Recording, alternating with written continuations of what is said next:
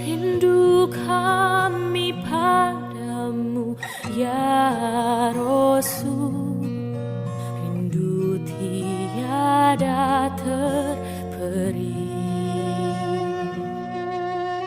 Berabad jarak darimu ya Rasul, serasa di kau di sini. Cinta ikhlasmu pada manusia bagai cahaya surga.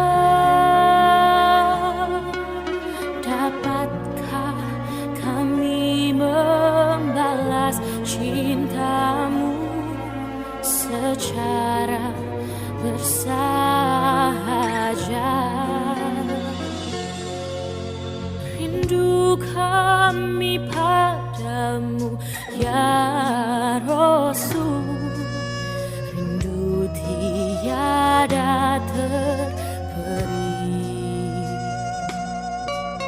Berabad jarak darimu ya Rasul, serasa di kau di sini.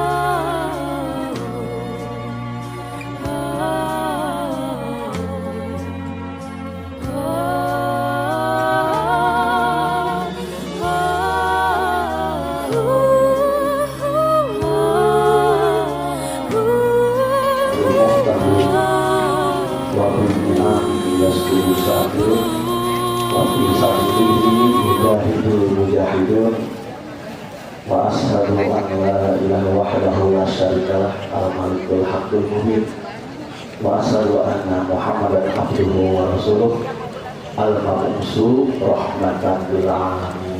Amma ba'd.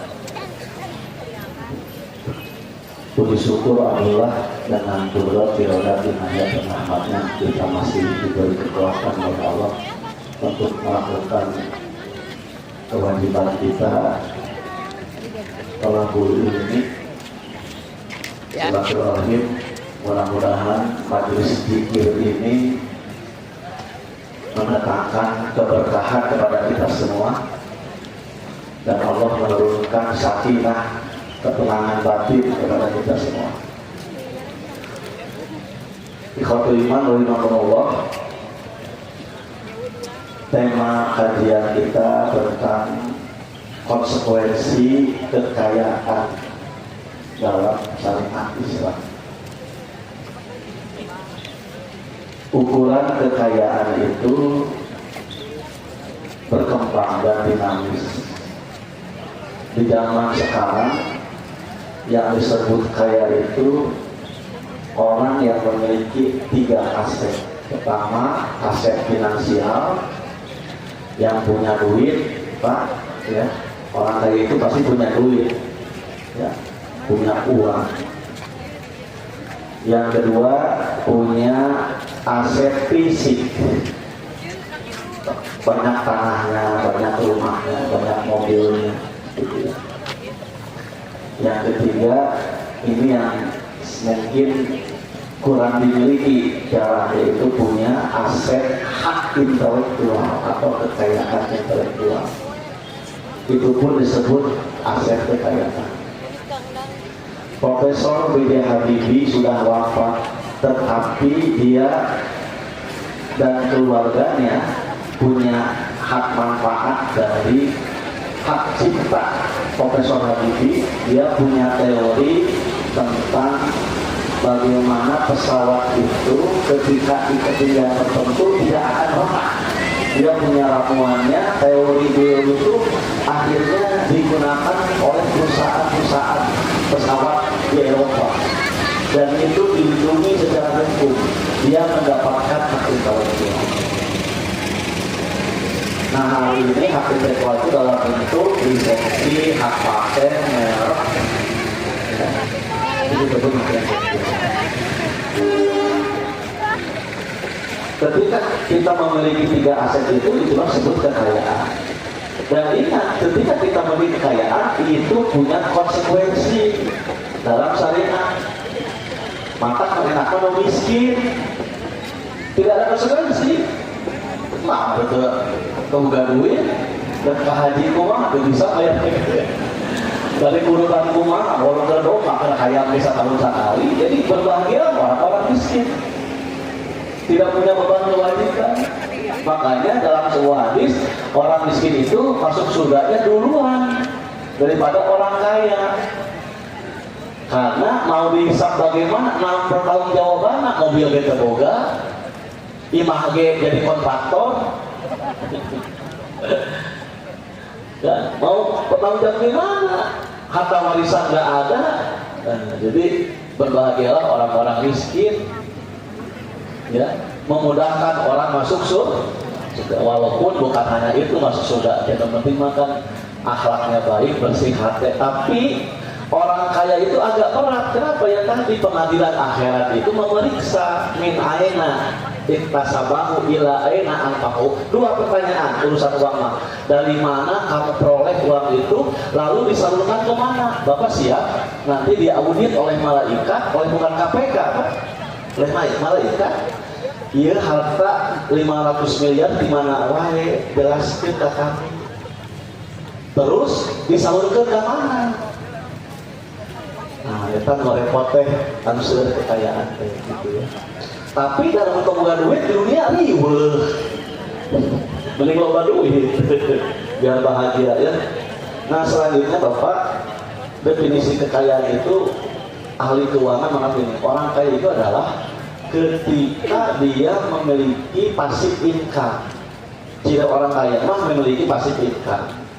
Dia tidak bekerja, tapi tiap bulan mengalir.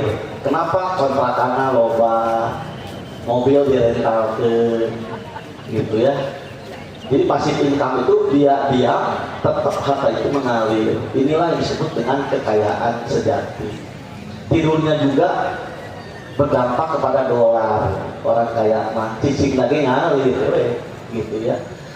Kapan? Ketika orang memiliki kebebasan finansial. Nah, dalam kesempatan ini saya ingin mengungkapkan bahwa orang kaya itu punya konsekuensi kewajiban ibadah yang dibagi kepada 2. Orang kaya itu ada dampak kewajiban kepada hak Allah. Ya, hak Allah ini kewajiban kita kepada Allah. Ada konsekuensi harta kita terkait dengan hak adami sesama manusia. Nah, makanya ini bagi 2. Kekayaan itu kalau kita kaya maka berdampak kepada hak Allah. Apa hak itu? Pertama, kewajiban zakat. Yang kedua, kewajiban berhaji. Yang ketiga, kewajiban berkurban. Para ulama jumhur kurban itu sunnah muakkadah, tapi mazhab Hanafi wajib kurban itu. Kalau tidak berdosa, kalau dia mampu gitu. Yang keempat, kewajiban kafaroh harta. Jadi ada 4 konsekuensi kalau kita punya kekayaan untuk menunaikan hak Allah, kewajiban kita kepada Allah. Yang pertama, zakat. Jelas zakat ini jangan diabaikan, jangan disepelekan. Zakat itu, ibu kalau anaknya tidak sholat resah, bapak kalau anaknya tidak sholat resah. Tapi kalau anak bapak pengusaha tidak zakat, bapak diam. Kenapa Pak? Itu nggak boleh seperti itu. Ali kabudak guru alus, sholat guru alus, tapi bab zakat tidak dikasih tahu, dosa itu. Kan sama sholat dengan zakat itu. Kedudukan kenapa tuh bab zakat ada? Apalagi zakat dagang, kalau kita niat dagang keluar zakatnya. Di zaman Umar bin Khattab ayat tukang kulit, mah dia kulit mau pas dia di Jakarta terasa Jakarta tukang kulit dari Jakarta. Kamu bapak pengusaha, ya. Memang harus diakui dalam hukum zakat perdagangan itu banyak istilah ya. Ada yang mengatakan Dan ini masa pendapat yang roji dan kuat bahwa zakat perdagangan itu ada. Yang kedua, ada yang menafikan zakat perdagangan, tapi ini pendapat Zuhiriyah, pendapat Syekh Nasir Albani, ini lemah pendapatnya. Hampir ulama sepakat bahwa ketika orang niat berdagang maka kena zakat. Yang beda itu bagaimana cara mengeluarkan zakat dagang. Di sini terjadi ikhtilaf. Ulama umumnya menetapkan zakat dagang itu harus ada nisab dan haul.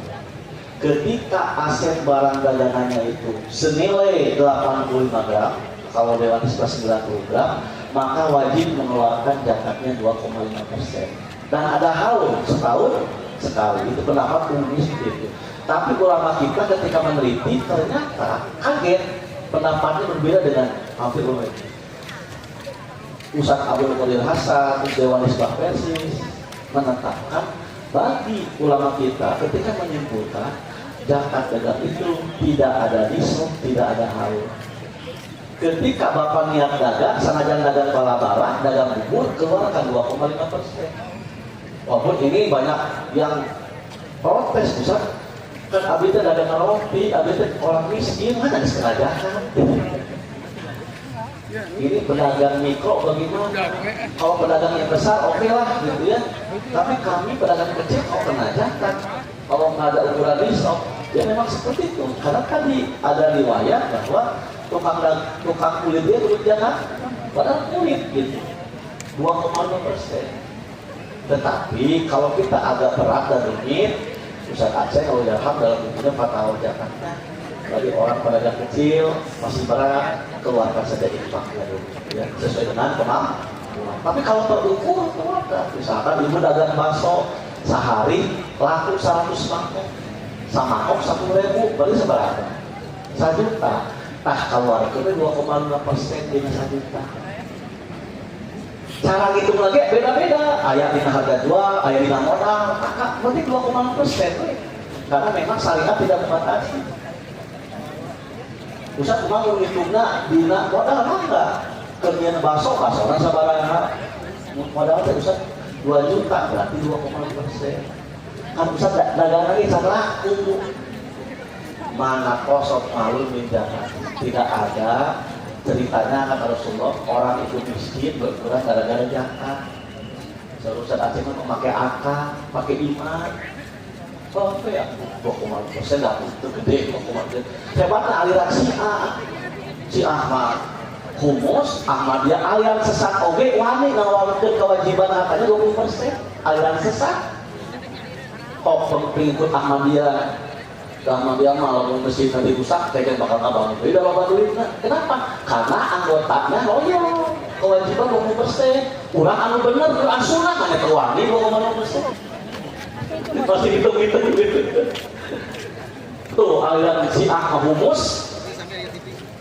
Julman bukan duit jadi pacegan demi tegak ideologi mereka. Kita mana zakat giliran anggota gitu ya. Itu para hadirin, jadi anu menghati kade zakat wajib itu hak Allah. Hubungannya makanya ketika Rasulullah wafat banyak orang-orang Islam yang masih mualaf, yang masih Islam ketika Rasulullah wafat tidak mau bayar zakat. Ini jadi tantangan pemerintahan presiden pertama umat Islam itu Khalifah Abu Bakar As-Siddiq. Pak, kalau ditanya ke anak siapa presiden umat Islam, jangan dari Soekarno, Abu Bakar. Soekarno presiden NKRI Indonesia. Jadi kata sejarahnya dulu diluruskan saat presiden umat Islam Abu Bakar. Dan yang menggantikan posisi Rasulullah adalah Abu Bakar. Presiden yang kedua Umar, terus Pak. Kok langsung ke Soekarno? Pertama presiden Indonesia NKRI banget ke Soekarno. Nah, tapi presiden umat Islam kan Abu Bakar LDK. Nah, ketika jalan Khalifah Abu Bakar, kelompok negara itu apa? Banyak orang yang tidak mau bayar zakat. Berdebatlah kibarus sahabat, para petinggi sahabat. Itu mana? Terjadi dua pendapat. Pak, di kalangan sahabat berbeda pendapat itu biasa, cuma mereka diselesaikan dengan musyawarah. Menurut Umar bin Khattab, Kalau kita membunuh, memerangi orang yang tidak berzakat, itu melanggar syariat. Jangan. Kenapa? Karena pakai dalil.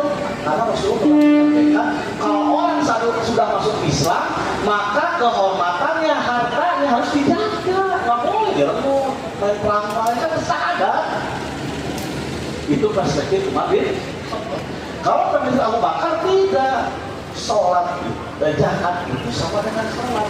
Orang yang tidak bayar zakat nggak bisa meninggalkan sholat. Jangan dipisahkan dan wajib diperangi. Tapi akhirnya Umar bin Khattab mengalah gitu kan. Maka pendapat akan sejarah sekali sepakat.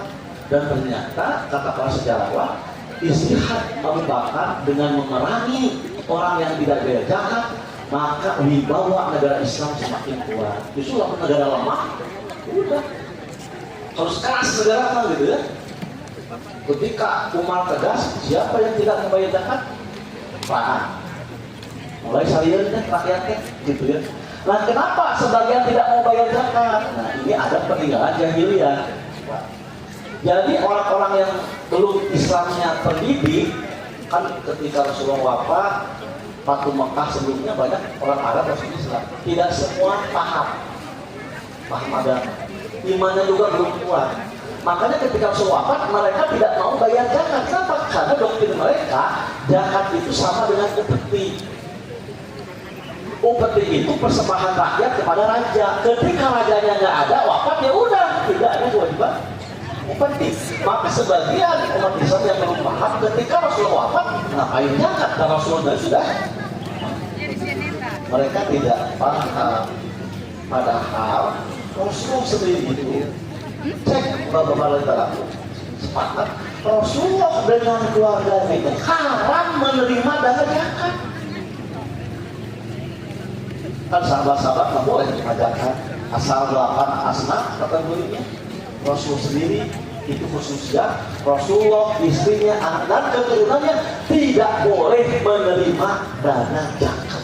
Apa hikmah tasrifnya? Ini menunjukkan bahwa zakat itu bukan untuk Rasulullah. Innamas shadaqat lil fuqara dan seterusnya. Jadi zakat itu ditentukan untuk 8 asnaf. Makanya beda zakat dengan pajak. Pajak mah kebijakan negara. Kalau zakat langsung dari Allah, kewajiban beragama, nggak bisa disamakan. Ada di kitab kiai yang ingin berpendapat kalau orang sudah bayar pajak tidak usah diambil zakatnya. Kenapa? Karena sama-sama kan mau pajak mau zakat untuk kepentingan publik, nggak bisa. Zakat itu katanya sudah ditentukan, termasuk distribusinya tidak bisa lepas dari 8 asnaf. Kalau pajak itu kebutuhan negara dan didistribusikan itu semua, bahkan untuk kepentingan infrastruktur. Dan di Indonesia itu beban negara yang paling tinggi apa Pak? Biaya ASN, PNS. Maka kamu bangga-bangga jadi PNS teh dan beban negara. Jadi gitu Bapak. Jadi kenapa Rasulullah tidak menerima zakat? Ingin menunjukkan bahwa zakat itu bukan untuk Rasulullah, untuk orang fakir miskin, itu sabil, marah itu kan jelas. Nah sekarang pelaksanaan zakat itu seperti apa? Itulah tergantung sistem negara. Jadi ada 2 jenis sistem zakat di dunia Muslim. Yang pertama, ada sistem zakat yang sifatnya mandatory, kewajiban. Setiap warga negara Muslim wajib kena zakat. Negara hadir sebagai petugas zakat. Itulah yang berlaku di negara Islam. Arab Saudi, Pakistan, pokoknya yang negara Islam, zakat itu dipegang oleh negara. Yang tidak zakat maka ada hukuman.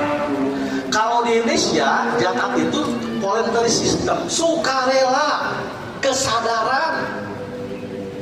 Beda. Bapak kan bersadar-sadar, Bapak tidak keluar zakat tuh ya. Kalau negara Islam tidak, zakat itu adalah kebijakan negara. Kalau ada warga negara yang tidak zakat, langsung kena sanksi. Di Indonesia terbalik, zakat itu sistemnya volunteer, sukarela. Kalau tidak suka, tidak rela, tidak mau berzakat. Makanya pelaksanaannya beda. Kalau di negara-negara yang zakatnya bagian sistem kebijakan negara, maka yang aktif itu adalah amil turun ke warga, dan amil yang menaksir, bapak zakatnya sekian, ibu zakatnya sekian. Jadi yang menghitung zakat itu adalah amil. Itulah tugas amil. Amil itu orang yang menghimpun dan menyalurkan zakat yang ada SK-nya dari ulil amri.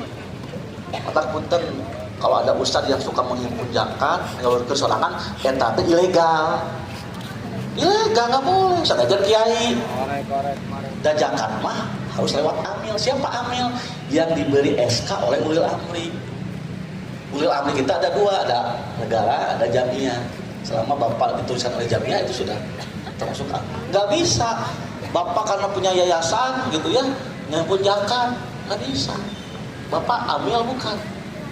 Terutama zakat mal. Kalau zakat fitrah mungkin diizinkan, ada pemaafan. Tapi kalau yang namanya zakat mal nggak bisa. Harus lewat amil yang sah. Makanya sekarang negara mengatur zakat. Seperti Lais Persis, jangan takut karena punya SK dari Kemenang, sah kita menghimpun dana. Tapi yang tidak punya izin, negara mengatur siapa yang menghimpun dana zakat ilegal, itu dalam undang-undang pengelolaan zakat itu kena kurungan pidana, di penjara, dan kena diat, hukuman denda.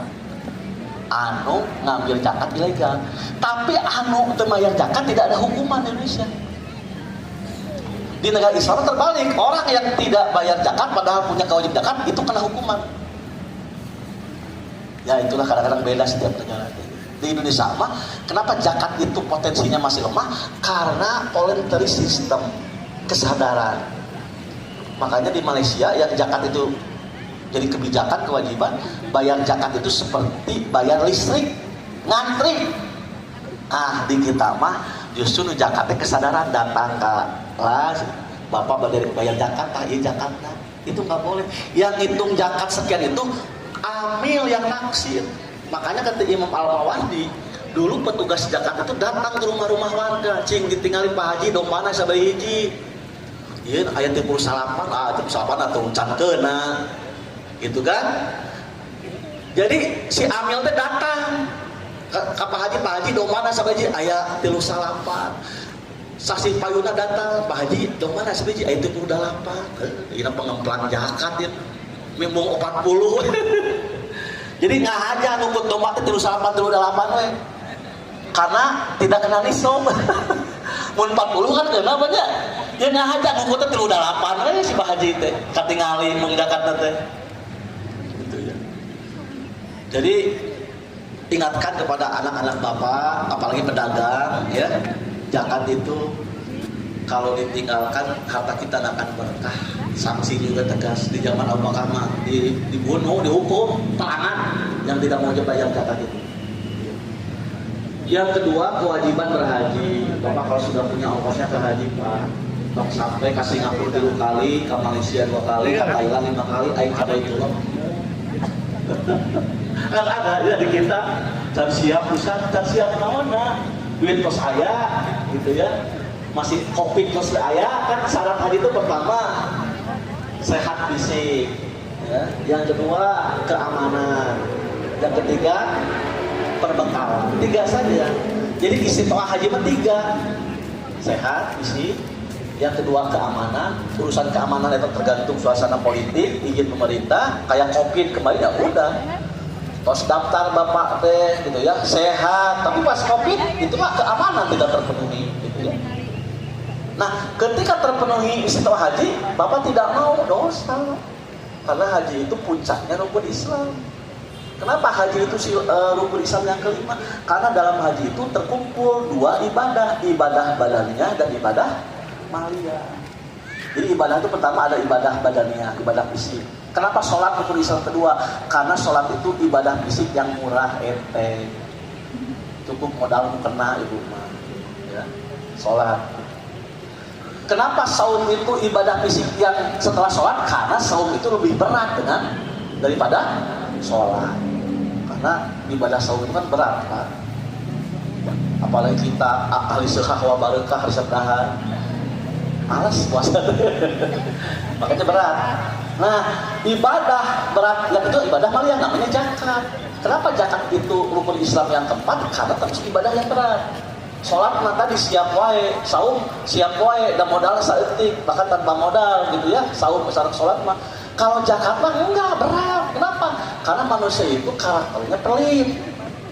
Dalam Quran, manusia itu orang lemah, manusia itu kikir. Ketika diambil sebagai hartanya tidak mau, makanya ibadah yang berat zakat. Kalau haji lebih berat, kenapa? Karena dalam haji itu harus keluar dana harta, ongkosnya tidak mahal. Ya. Yang kedua harus siap, bapak nanti tawaf, sa'i, sudah jalan-jalan nabi haji. Banyak orang yang meninggal kelelahan kan sudah nggak kuat fisiknya. Maka lebih baik haji itu masa sehat dan masa muda. Kalau sudah masa lansia, kamunya kapok mimpi.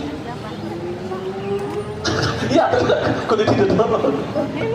Ya lebih baik pas waktu muda, Pak. Haji dan umroh itu pas sehat dan pas punya uang. Karena ini tadi. Nah, kalau ada orang yang sudah memenuhi syarat, keamanan udah oke, fisik sehat, uang banyak, tidak mau haji atau setidaknya haji kecil umroh, nah, itu udah dalam sebuah hadis udah bukan umatku, terus mengaku Islam gitu. Berat. Jadi bapak kalau sudah punya kekayaan pak, haji, ya. Dan yang terakhir yang syarat yang kedua, keamanan. Keamanan itu izin pemerintah. Sekarang bapak lagi proses haji, sekarang tepat. Kalau hajinya bigoyen tasrih, ilegal pak, sekarang udah dihukum, dideportasi, dihukum, dikumpulkan dulu. Hanya udahlah, kalaupun haji, pilih haji yang legal, bahaya sekarang. Sampai kembali Dewan Islam memutuskan bagaimana hukum kalau orang hajinya itu ilegal, sah gak hajinya? Ya kita tetap menyimpulkan sah, tapi dia berdosa. Maksiat, kenapa? Berbohong. Kenapa gini? Kalau haji ilegal banyak, kasihan haji yang legal. Kenapa? Karena ketika hukum di Arafah banyak kejadian meninggal itu kan karena kapasitas yang hajinya banyak. Yang legal jadi haknya tidak terpenuhi. Seharusnya sekian kuota haji teh, ilegal sekian kan mendolimi orang lain. Bahkan ada ulama sebagian kalau hajinya ilegal tidak sah haji. Karena tidak memenuhi syarat keamanan. Keamanan itu kebijakan Saudi dan kebijakan negara. Nah itu Pak terkait haji. Yang ketiga, ketika Bapak punya rezeki, kekayaan, berkurbanlah. Ya. Kalau Abu Hanifah mah ke kurban itu wajib. Kalau sudah punya di rumah sedang baut atau berserikat ya 7 orang di sapi. Kenapa? Karena dalilnya itu kan jelas, man kana lahu sya'atan walam yadhi fala yaqrabanna musallana. Barang siapa yang mempunyai kemampuan, sah itu kemampuan. Ya, makanya nanti bulan Juni Idul Adha, cek saldo bapak sama ibu ada berapa? Ayah sedang banget? Ayah Pak insya Ustaz kumaha abina teu mampu. Nah, maksud mampu. Cuman ada riwayat Ibnu Abbas, Abu Hurairah itu Ibnu Abbas. Ketika tidak mampu, mereka berkurbannya dengan seekor ayam. Tapi lain syariat eta mah latihan. Saking hayat deui kurban, aya sahabat kurbanna ku hayam. Ngantong dikapanyekeun, bahaya atuh. Tukang domba kayak bakal tepayu ku hayam we gitu. Dan terus ditentukan atau SOP mah ibadah mahnya yang hewan yang layak jadikan kurban itu unta, sapi, domba. Ustaz, lamun kerbau bagaimana? Nah ini memang gini, kan seperti di Padang ya, kebanyakan dengan kerbau. Boleh nggak kerbau? Dan nasnya nggak ada kerbau mah. Sapi sebenarnya, tapi gimana? Ya akhirnya para ulama memasukkan kerbau itu sejenis sapi, boleh. Ngan pilih orang Afrika kumaha lamun ku banteng, ku bison kan gitu, memperpanjang ya teh. Nah, dina usul fikih kaidah gini, la qiyasa wal khobaru maujudun. Tidak boleh kita main kiaskan selama khobar nas itu ada. Selama aya sapi mah ku sapi we gitu. bisi kata orang Afrika kunaon da abina resep daging iya teh bison atau daging gajah repot atuh teh. Selama ada sapi, selama ada domba kok eta we lah nya usahakeun. Tongku kuda. Usah abi resep daging kuda. Nah, ai ya mana? Cuma tadi selama ayah sapi, domba itu saja. Yang nasnya ada itu gitu. Kalau mau dikiaskeun ka jenis hewan lain, wah kemanjang. Gitu ya. Tose usahakeun sapi banyak sareng domba. Da onta mah di urang hese. Selanjutnya kewajiban kafaroh. Nah, ini kafaroh ini Pak. Ya. Definitif apa disebut dengan kafaroh? Ya. Kafaroh itu artinya tebusan. Tebusan. Kafaroh itu artinya hukuman yang sudah ditetapkan ukurannya secara syariat untuk menutupi dosa yang diakibatkan pelanggaran, baik pelanggaran itu berupa perkataan maupun perbuatan. Nah, kafaroh itu banyak jenis Pak, ada 6. Kafaroh pembunuhan, ada kafaroh zihar, ada kafaroh orang yang melanggar puasa siang hari di bulan Ramadan, ada kafaroh melanggar sumpah, otak tong sumpah, janji. Kafaroh ila, ila itu gini, suami saking gehel ka istri, saya tidak akan tidur sama kamu 4 bulan. Ini tradisi orang Arab jahiliyah Pak. Saking suami gehel, nggak sok. Pokoknya tong sakamar jeung akang. Wah, 4 bulan. Nah, itu namanya ilah. Pas gitu sabulan geus teu kuat. Aduh, kaduhung gitu. 4 bulan amek-amekan ke pamajikan moal ngahiji. Pas sabulan teh geus teu kuat, Bang, kumaha atuh? Dilanggar. Nah, ketika melanggar sumpah ilah, maka harus bayar kafarah, tebusan. Dan tebusan itu dalam bentuk bisa dengan bentuk ibadah harta, memberikan orang miskin bayar, bisa dengan ibadah badaniyah saum pilihan. Termasuk yang di zaman Rasulullah ada seorang pemuda, ya Rasulullah pas bulan Ramadan geus teu kuat Pak, malum ya pemuda mah biasanya pengantin anyar tiap panggil teh deg-deg. Bulan Ramadan ngalanggar Pak, datang ya Rasulullah, saya melanggar, saya batal dengan istri. Aduh, bagaimana dong gitu kan, gitu cerita saya itu sudah masyhur gitu ya. Ya kata Rasulullah, coba kamu merdekakan puasa, merdekakan hamba saya. Ya Rasulullah, saya tidak mampu, kan mahal memerdekakan hamba saya itu. Ya udah, kamu ngasih makan 60 orang miskin. Ya Rasulullah, kumaha ada abdi orang miskin atau puasa 2 bulan tong boro 2 bulan ya gitu sabulan teh kuat. Bingung Rasulullah teh kumaha gitu jamaah teh, tapi Rasulullah da bageun nya teh galak Rasulullah aya jamaah kitu teh ditah puasa teu kuat 2 bulan mah ditah memerdekakan hamba saya teu boga duit teu boga cicis ngasih makanan orang miskin di depan miskin kieu lah tuh ambil gitu ya gandum dari Baitul Mal, coba bagikan makanan ini ke orang-orang miskin. Jadi Rasulullah diberi hadiah supaya toswe ngasih makan ke orang miskin, tak iya makanannya. Jadi Bapak boleh berkurban walaupun uang kurban itu dari murid-murid Bapak di sekolah misalnya, umumkan ke barudak, yuk orang belajar kurban saha nu bade sedekah we akanna. Sakalasnya alhamdulillah terkumpul 3 juta. Minta izin bios dia atas nama bapak sebagai wali kelas, mana itu nggak apa-apa. Dalam keluarga harus ada yang kurban. Semua belum siap, yang siap siapa? Kakaknya. Alhamdulillah. Cek kakaknya dia kurang 1 juta, waduh dia boleh seperti itu di manage. Ya.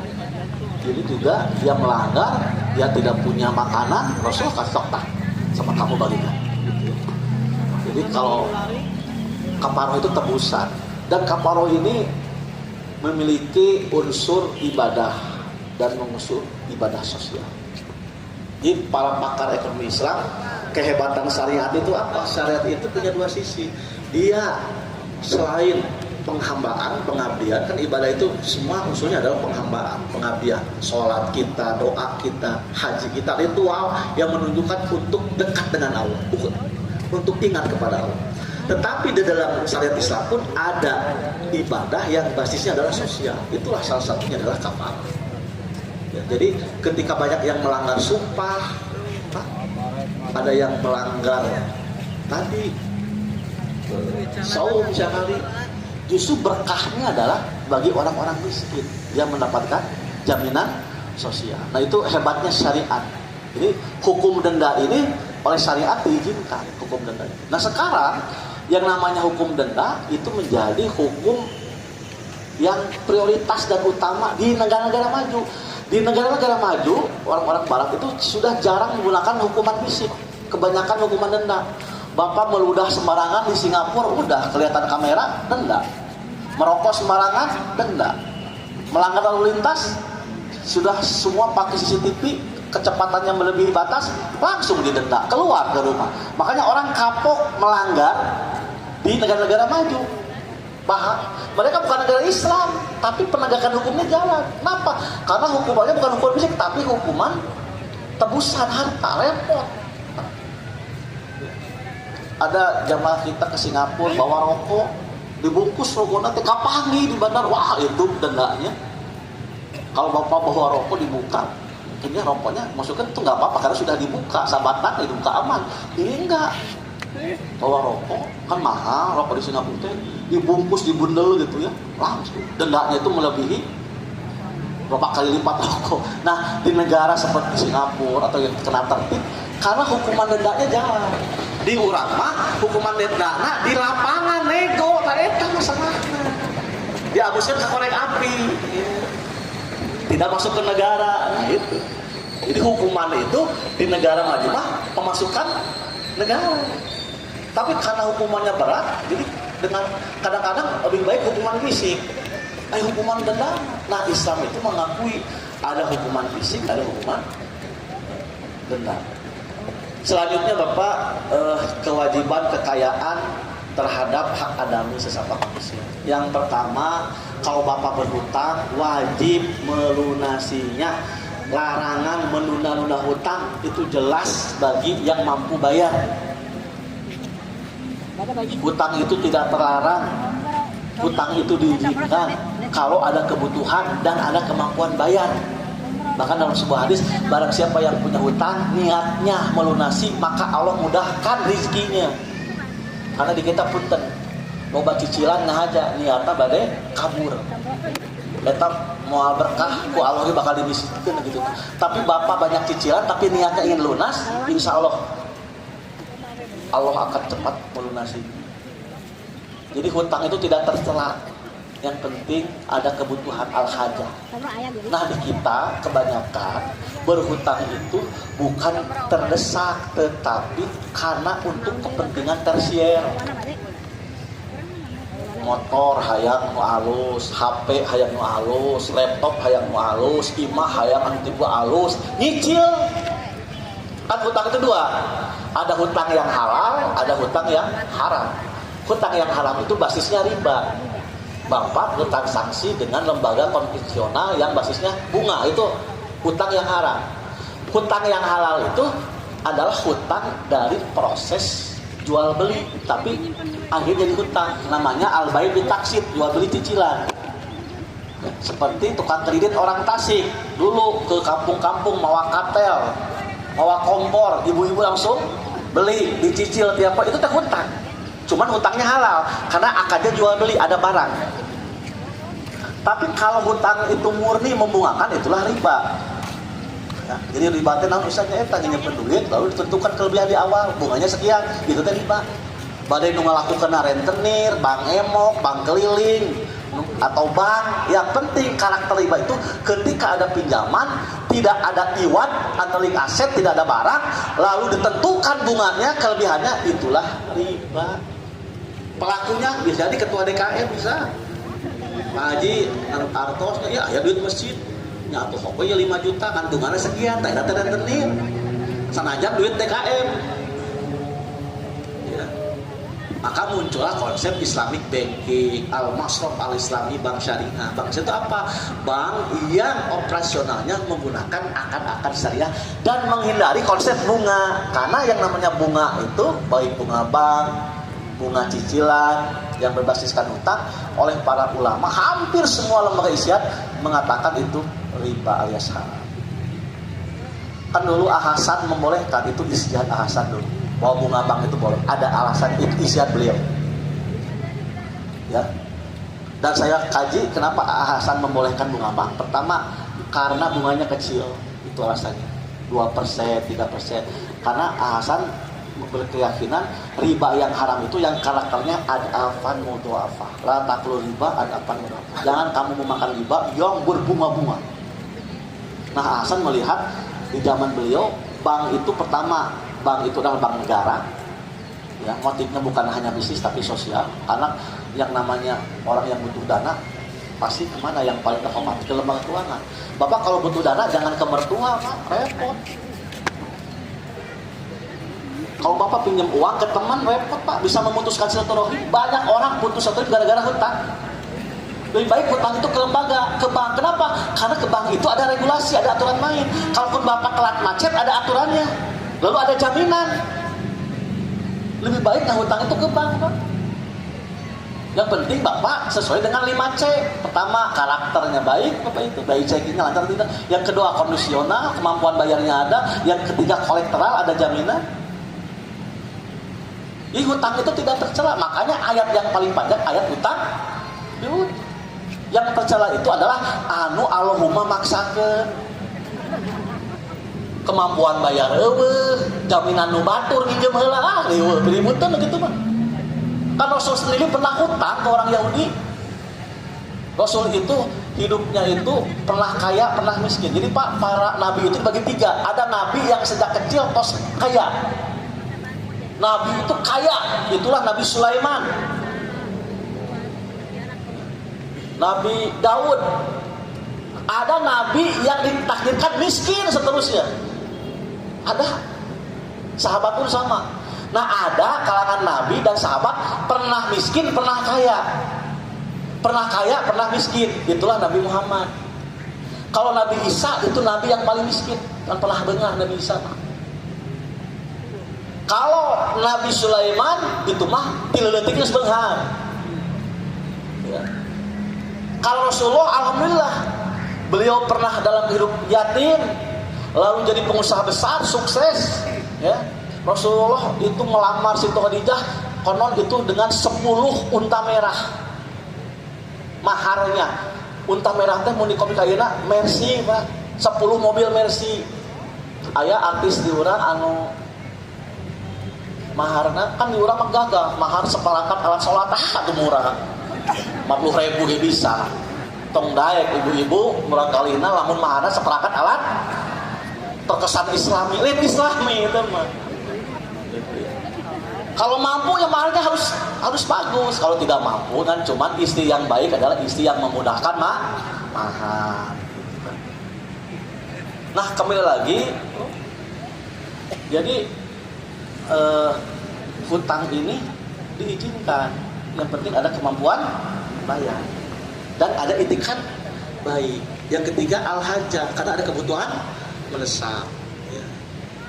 Dan hari ini sistem muamalah kita semua diarahkan untuk hutang. Bapak ke showroom motor, da embung lamun tunai teh males. Kalisi datangkeun. Nah, sekarang kalau Bapak ingin aman ketika butuh pembiayaan dana, lebih baik Bapak pilih lembaga keuangan syariah. Ustaz sarwakin memang sarua. Duitna sarua, cuma yang beda apa? Bank syariah dengan bank konvensional sama, Pak. Motifnya bisnis. Bank syariah mah sanes motifnya saja bisnis, cuman akadnya sudah syariah. Nu asalnya pakai bunga, bunganya dibuang jadi akad dagang, namanya murabahah. Ngasih modal namanya musyarakah atau mudharabah. Ngasih jasa namanya ijarah. Sampai di kita mah ada dana talangan haji kan gitu. Sampai kontroversi. Orang ingin bayar haji itu bukan duit, di talangan tuh bang. Nanti dibayar hutang, lalu bank minta jasa. Sampai seperti itu. Cuman itu jadi ramai di kita. Pelaksanaannya seperti riba kan gitu ya. Padahal sebenarnya itu menolong orang yang ingin beli kursi haji dibantuan ke lembaga Tuhan. Nih ini akadnya. Boleh nggak Ustaz haji dengan hutang? Boleh. Asal ada kemampuan bayar. Sah hajinya juga. Bahkan ada sebuah riwayat, lebih baik kamu berhutang untuk ibadah haji karena itu hak Allah daripada mobil nyicil, rumah nyicil, motor nyicil. Ayo ke haji pas nyicil temenang, nggak bisa, itu ibadah hak Allah, nggak apa-apa. Bapak ke haji, misalkan pinjam dulu orang itu yang penting bapak dikasih izin ada jaminan mau bayar, nggak apa-apa. Berarti bapak itu mampu, cuman mampunya di talangan ke batu. Ini nggak apa-apa, orang ke haji dari hutang itu nggak apa-apa. Cuman di kita itu kebijakannya adalah kalau ada dana talangan haji, takut haji itu numpuk gitu kan. Wah jadi gitu. Sebenarnya boleh. Bapak berkurban pun nginjem boleh. Abi beden kurbannya domba, nginjem heula ke koperasi gitu kan. Mah nggak apa-apa. Jadi hutang itu bukan tercela. Yang penting mah ada niat bayar. Apalagi the power of KPP. Kan orang hutang. Cuman masalahnya di kita itu ngahutang itu bukan karena kebutuhan. Dipaksa gaya hidup. Maka sekarang negara lagi problem. Indonesia itu sekarang negara yang paling tinggi judolnya, judi online-nya. Yang kedua pinjolnya, pinjaman online. Dan yang tertinggi adalah Provinsi Jawa Barat. Jawa Barat pun tertinggi judolnya, judi online nomor 1. Ya, kasih applause dong buat Jawa Barat. Itu paling tinggi. Sekarang korban pinjol itu di mana-mana. Saya di Bank Syariah sebagai pengawas. Direksinya ngobrol besar, aduh kumaha karyawan orang aya nu kena pinjol, kumaha orang teh Bank Syariah gitu. Karyawan kena pinjol, padahal itu karyawan Bank Syariah. Sampai nagih ke kantor. Wah, diteror. Aya sabar orang ibu anu pinjol di karyawan, aya 5 orang. Atuh ku hayu lah, ku ibu dipecat teh ngirakeun. Jadi yang kena pinjol itu justru kelas menengah, middle class, kelas menengah gitu, muslim. Ya, yang tadi tergoda yang motor lebih ini maksakan gitu itu kena pinjol. Kan pinjol itu kan cuma berapa detik kan? Langsung klik udah cair ke rekening bapak. Atau pas cair mah jamaah mah gitu kan, pas cair mah atau di Bank Syariah wah ini bank mantep dah pas cair. Pas ditagih geura Bank Syariah teh syariah aya kumaha ieu teh. Aya tagih geura meka-mekan. Aya pas cair ga di BMT kan abi aya BMT di kampus di STI PSIS Bandung itu ada BMT. Aya jamaah aya pas cair mah hebat teh. BMT desa mantap pas cair.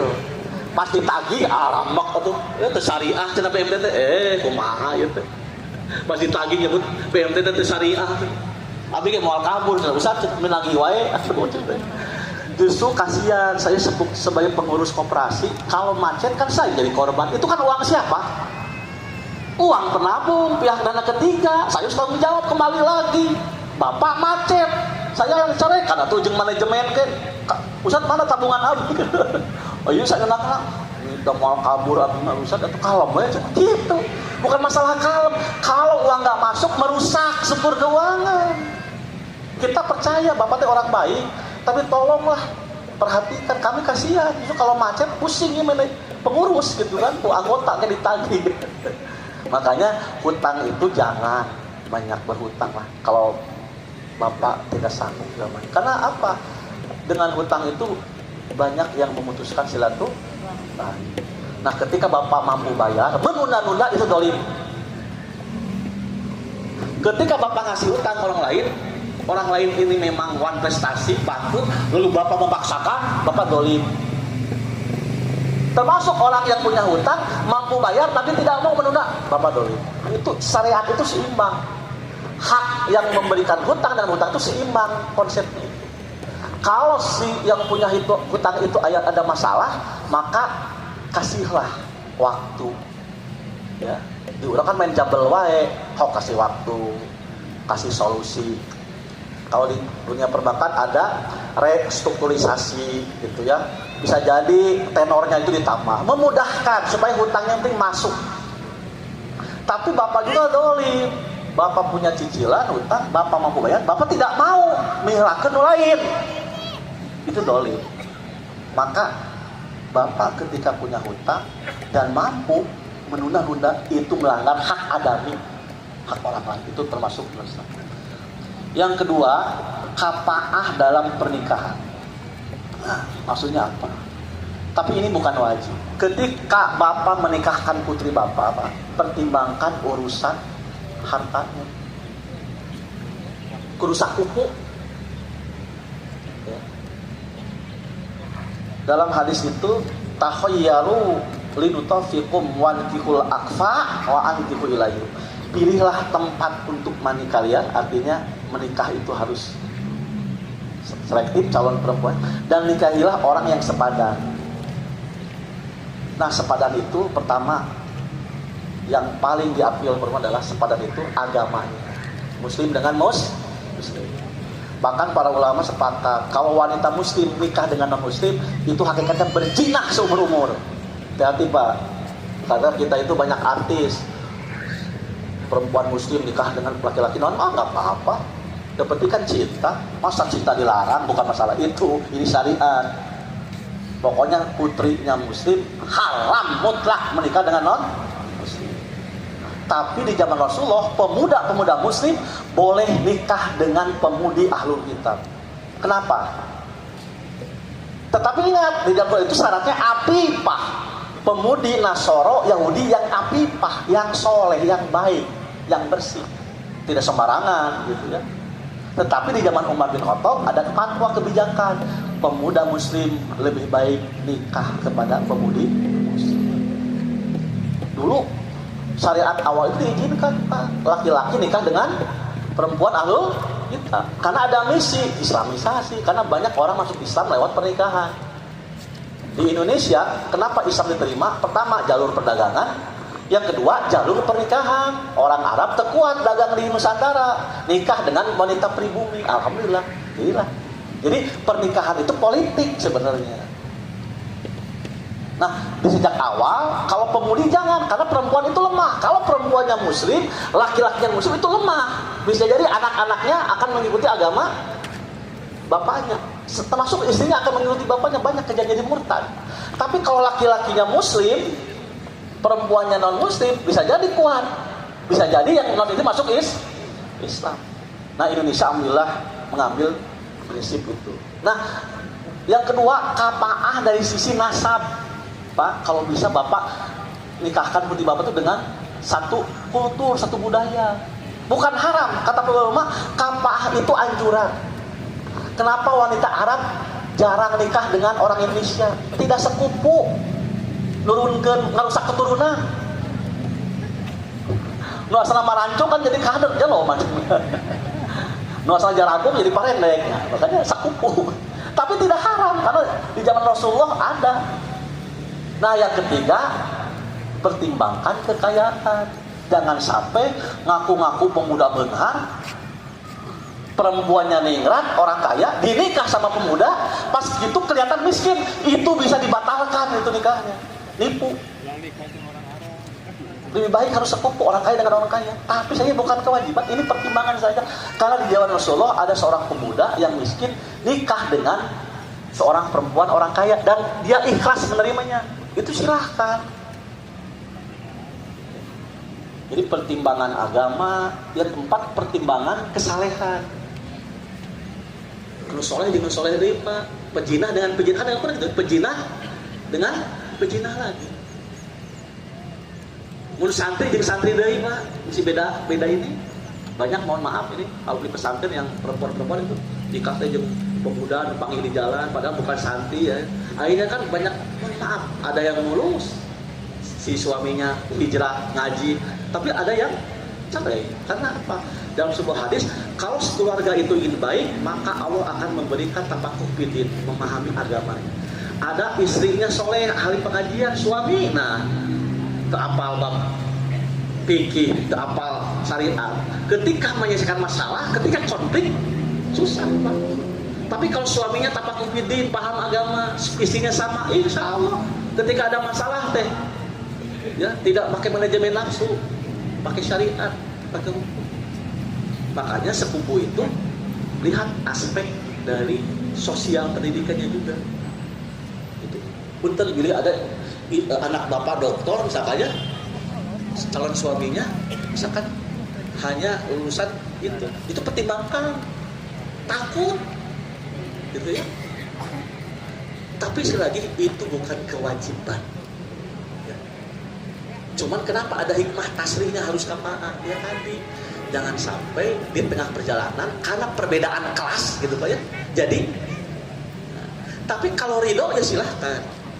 Dan sekarang mah sudah zaman egaliter sama aja silahkan. Tapi dulu sangat dipertimbangkan, sepupu itu sangat dipertimbangkan. Nah yang ketiga Pak, ya, kekayaan itu berdampak kepada kewajiban menafkahi. Perempuan dalam Islam itu sangat dimuliakan. Perempuan tidak ada kewajiban mencari nafkah. Yang mencari nafkah itu adalah laki-laki. Bagaimana ukuran nafkah itu? Kebutuhan sehari-harinya terpenuhi. Pertama, makanannya. Kedua, hak tempat tinggal yang layak. Yang ketiga, pakaiannya. Itu saja. Makanannya, tempat tinggalnya, pakaiannya. Sekarang ditambah hak pendidikannya. Kalau istri bapak pingin kuliah, pingin sekolah lagi, silahkan kasih ongkos. Itu pun nafkah. Bahkan yang ngasih nafkah itu bukan hanya ke istri, bukan hanya ke anak, termasuk orang tua. Mohon maaf. Ketika bapak satu rumah dengan orang tua sudah tidak berdaya, maka anaknya wajib menafkahi orang tuanya. Seorang istri harus paham. Ketika suaminya menafkahi orang itu wajib. Bahkan kalau punya pembantu, maka pembantu itu hak nafkahnya oleh majikannya. Bapak ayah pembantu di rumah, maka pakaiannya, makanannya, kebutuhannya oleh bapak wajib. Bahkan kata sebagian ulama, ketika di rumah bapak ada seekor burung, ada binatang pemeliharaan, maka nafkahnya wajib oleh pemilik rumah itu. Ya hati-hati resep burung ya, resep ngukut tapi ditinggalkan. Kepangandaran opat poe balik-balik isdet sadaya. Dosa itu. Ya dalam sebuah hadis ada seorang perempuan masuk neraka gara-gara urusan jeung seekor ucing. Kata kacidanya ucing itu. Kenapa ucingnya disekat tidak dikasih makan? Isdet. Dolim. Jadi kalau bapak punya binatang peliharaan boleh Pak. Yang penting nafkahnya, kebutuhannya dipenuhi. Sampai begitu wajib. Ada teman saya sampai sekarang nggak mau nikah, kunaon nikah, bung nikah teh rugi, kunaon rugi, boga hutang seumur umur ke pamajikan, kelaku mah itu mindset nanti. Kenapa nggak mau nikah? Karena nikah itu rugi kata dia, boga hutang seumur umur ke pamajikan. Nah maksudnya naonnya eta cakusan tiap tanggal hiji dipenta we, lain hutang atau nafkah atuh. Mata saya mah kajian jajan we eta anu sekolah yang anu liberal tanpa agama saya mah jajan we ka urang sarua keneh atuh san sarua keneh dosa moal berkah atuh kan geus we jajan atawa mut'ah cenah nikah kontrak we rugi cenah buat pamajikan hutang saumur lain hutang eta mah adalah wa ma anfaqtum min sayyin bahwa yukhrif. Apapun yang kamu nafkahkan Allah akan menggantikan. Nah itulah kalau memang memakai iman ilmu kadang-kadang berpikir arah-arah budak aing gak mau nikah karena berdampak secara ekonomi ya tadi nafkah. Yang keempat membayar dia ini adalah hukuman dalam bentuk tebusan. Kalau kafarah mah pelanggaran ibadah gitu ya, maksiat kepada Allah gitu ya. Kalau dia mah ini bentuk hukuman pidana. Hukuman pidana itu ada 3, ada kisos. Kisos itu balas kalau bunuh dengan bunuh lagi. Kalau bapak melukai mata seseorang sampai matanya itu buta, maka mata bapak harus dibutakan lagi. Kalau bapak mencercai tubuh orang lain sampai lumpuh kakinya, maka kaki bapak harus dilumpuhkan. Itu namanya hukum balas kisos.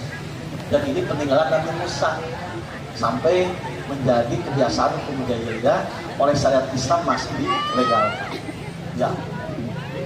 Nah, yang kedua hukum hudud. Hudud itu hukum sanksi yang sudah ditentukan oleh Quran dan hadis. Bagi pemabuk hukum cambuk, bagi penzina hukum ranjam, bagi itu sudah ditentukan. Pencuri ya potong tangan, tapi potong tangannya Pak nggak langsung segini Pak. Segini dulu jarinya, kalau mencuri lagi tambah. Itu langsung sakit, kamu sakit Pak. Ayah ukuran dan nisabnya berapa? Kali mau permen Pak, semuanya langsung dipotong tangan. Ada kan di orang salah kaprah ayah pasantren kalau terakhir hukum potong tangan santrinya muri paling 5.000 perak langsung potong tangan. Salah ayah ukuran gitu ya. Dan itu kan santri gitu kan nggak bisa. Nah di kita juga ada dulu Ustaz Jafar Umar Tholib, tokoh Salafi awal, alumni Persis Bangil. Beliau itu ketua Laskar Jihad. Waktu di Ambon, Islam itu kan repot melawan Kristen ya. Yang bantu siapa? Laskar Jihad, orang-orang Salafi. Sampai nyebrang ke Maluku, ke Poso. Nah, ada kejadian Ustaz Jafar Umar Tholib ketika ada jamaah mujahidnya itu berzina. Datang ke Ustaz Jafar Umar Tholib, Ustaz, saya berzina.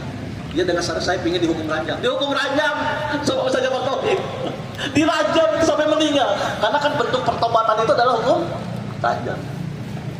Dirajam itu. Akhirnya Ustaz Jafar Tholib itu dipidanakan oleh negara. Nggak boleh, di Indonesia nggak menerima hukum ranjam orang yang berzina. Sampai Ustaz Jafar Tholib itu dipenjarakan. Tapi akhirnya dibela oleh Wakil Presiden Hamzahas. Lalu pengacaranya Ibu Sigana, saya masih ingat. Nah itu kejadian, itu namanya hukum had. Nah yang ketiga namanya diyat. Ketika keluarga korban memaafkan, ya udahlah. Ketika ada yang dibunuh keluarganya tapi dia memaafkan, maka mengambil hukuman yang kedua namanya hukum diyat. Senilai apa? Kalau dia pembunuhan bersengaja, maka dia harus membayar tebusan untuk keluarga korban 100 unta. Wah, 100 unta teh Pak, 9 miliar. Makanya ada berita TKW kita pernah membunuh. Ya, langsung itu diatnya itu sampai 200 miliar. Repot itu kedutaan gimana ini? Jadi hukum diat ini ketika keluarga korban sudah memaafkan maka kisos tidak berjalan. Kalau memaafkan lagi nggak usah ya nggak apa-apa. Makanya di tradisi orang Arab ada tradisinya tanggung renteng. Ketika keluarganya membunuh lalu keluarga korban memaafkan, maka opsinya ada hukum diat, hukum tebusan. Si pemuda ini nggak mampu, maka marganya dulurna udunan. Itu tradisi jahiliyah oleh Rasulullah dijadikan syariat. Namanya apa? Akad akdiyah apa saya lupa lagi. Dan itulah dijadikan prinsip asuransi syariah. Jadi asuransi syariah itu masuk dalam satu sistem, setiap peserta bayar iuran, lalu uangnya itu dikelola oleh manajer. Ketika salah satu anggotanya musibah kena risiko, maka dikasih jaminan. Itu namanya takaful dalam Islam. Karena inspirasinya zaman Rasulullah, ada seorang dia kena hukuman diat, tidak punya apa-apa, maka sadudulur marganya semua udunan. Itu namanya tanggung renteng di zaman jahiliyah. Itu jadi syariat. Itu jadi inspirasi asuransi syariah. Nah yang terakhir Bapak, ketika Bapak kaya maka harus membantu urusan umat. Punten, Bapak itu orang kaya, ketika di rumah Bapak ada jembatan runtuh wajib membantu. Jembatan runtuh nubangar cicingnya antep, itu dosa itu. Kata Ibnu Hazmin, negara boleh secara paksa mengambil harta-harta orang kaya kalau mereka tidak mau berbagi. Ketika negara ada musibah, kekeringan, musibah, maka orang-orang kayanya dipaksa diambil hartanya. Sampai seperti itu. Jadi bukan hanya zakat sedekah Pak, tetapi ketika ada kebutuhan masyarakat, Bapak punya kekayaan, maka wajib mengeluarkan. Itulah orang-orang dermawan yang umat Islam ini tegak karena kebaikan para dermawan. Itu saja Bapak, Ibu, mohon maaf kalau banyak kekurangan, kesalahan. Saya hanya sekedar Ustadz ganjel ya, mengganti Ustadz Uusnya lagi di haji beliau. Mudah-mudahan haji jamaah kita, Ustadz kita dimudahkan. Sekian, terima kasih. Aku qouli hada wa astagfirullah li wa lakum. Wassalamualaikum warahmatullahi wabarakatuh. Rindu kami padamu ya Rasul, rindu tiada terperi. Berabad jarak darimu ya Rasul, serasa di kau di sini. Cinta ikhlasmu pada manusia bagai cahaya surga. Dapatkah kami membalas cintamu secara bersahaja? Rindu kami padamu ya Rasul, rindu tiada terperi. Berabad jarak darimu ya Rasul, serasa di kau di sini.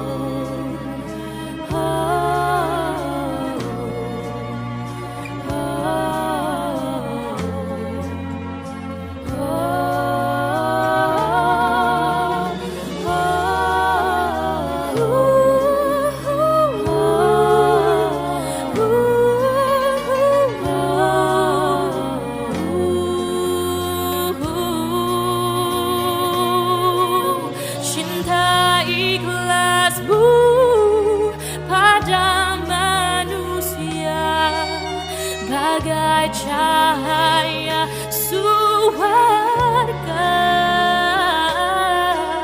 dapatkah kami membalas cintamu secara bersahaja? Rindu kami